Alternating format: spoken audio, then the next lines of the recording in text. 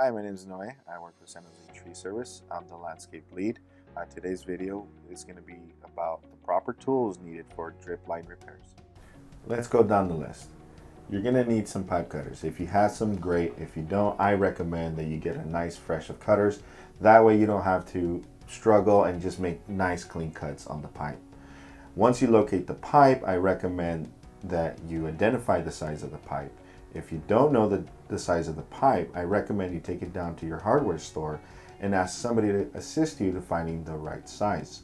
While you're there, I recommend you pick up the rest of the material: emitters, couplings, or end caps. Emitters are easily identified by the color on the emitter.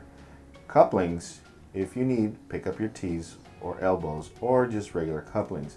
If they don't have your size, I recommend universal. Last but not least, end caps, figure eights or push-ons. Personally, I like the push-on because it's just easier and easy to work with. And that's it. You have all your materials and proper tools needed for the job. Please like, subscribe, and check out our other videos, and we'll see you soon.